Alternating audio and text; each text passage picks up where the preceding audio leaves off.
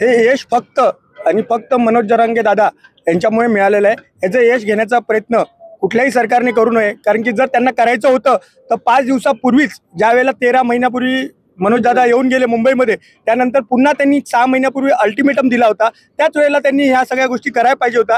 हे सर्व मराठे आणि मनोज दादा जरांगे यांच्यामुळे यश प्राप्त झालेलं आहे। काल तुम्ही ऐकलंच असेल मनोज दादा जरांगे स्टेजवरनं काय बोलले आंदोलन स्थळावरून, की आज जर आमची फसवणूक झाली तर यानंतर मराठी जेवढे आमदार असतील, मंत्री असतील किंवा महाराष्ट्रात जे खासदार म्हणून स्वतः मिरवतात, अशा एकालाही महाराष्ट्रात किंवा इतर ठिकाणी घरातून बाहेर पडून देणार नाही आणि त्यांना फिरणं बंद केलं जाईल।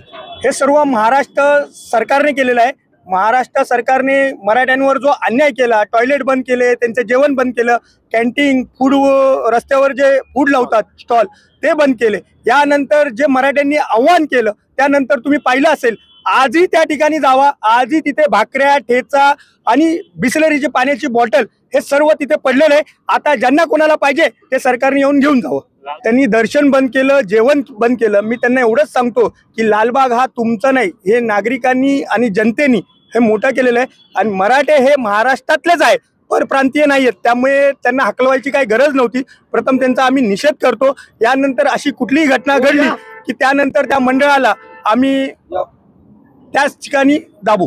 अनेक वर्षापासून मुलांना एज्युकेशन मध्ये मदत मिळायला पाहिजे म्हणून अनेक वर्षापासून लढता आणि महाराष्ट्राचे आमचे मराठाचे दैवत म्हणा किंवा मराठासाठी संघर्ष योद्धा म्हणा जरांगे दादा पाटील हे अनेक वर्षापासून आणि अनेक सरकारमध्ये, आणि लबाडाचं जीवन जेवल्याशिवाय काय खरं नाही अशी परिस्थिती अनेक सरकारांची झालेली आहे आणि अनेक सरकारांनी फक्त मराठ्यांची फसवणूक केलेली आहे।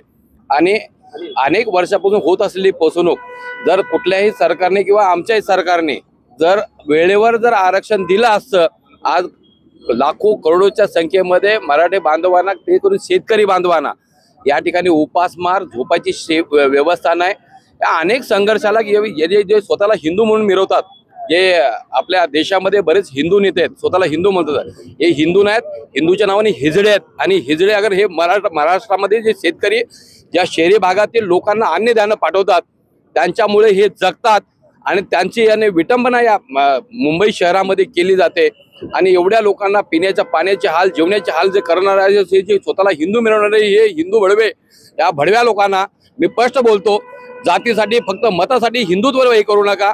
खरोखरच मुस्लिम बांधवाला मी मनापासून धन्यवाद देईन, कारण अनेक मुस्लिम बांधवांनी रस्त्यामध्ये जेवणाची व्यवस्था केली, त्या ठिकाणी पिण्याच्या पाण्याची व्यवस्था केली, त्यांनी समर्थन दिलं, जे खरोखरच शेतकऱ्यांच्या बरोबर आहेत, गोरगरीब मराठ्यांच्या बरोबर आहेत, तेच आमचे। बाकी राजकारण सगळं ढोंग आहे आणि ढोंगी लोकांचा आम्ही जाहीर निषेध करतो। सर्वप्रथम महाराष्ट्राचे आराध्य दैवत छत्रपती शिवप्रभूंना वंदन करतो। संघर्ष योद्धा जरांगे पाटील यांना मानाचा मुजरा करून आज जो आनंदाचा क्षण आहे, या आनंदाची तुलना करता येणार नाही असा मराठ्यांसाठी, 6 कोटी मराठ्यांसाठी अतुलनीय असा आजचा हा आनंदाचा क्षण आहे। आज हे आरक्षण आम्हाला कोणी दान केलेलं नाही, हे आरक्षण आम्ही लढून जिंकून घेतलेलं आहे।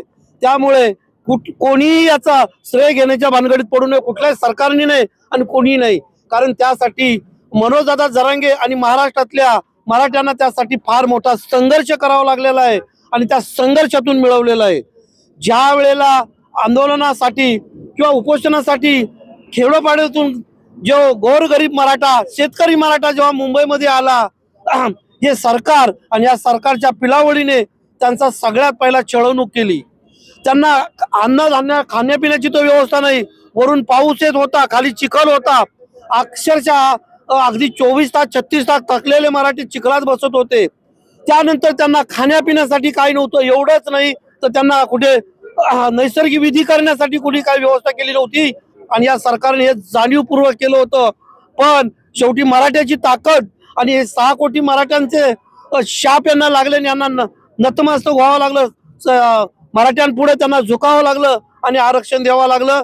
तरीही पण आम्ही अगदी संघर्ष करून मिळवलेला जो हे आम्हाला आरक्षण आहे ते आम्हाला कसंही सरकारने दिलं, त्याबद्दल सरकारचं सुद्धा मनापासून अभिनंदन करतो।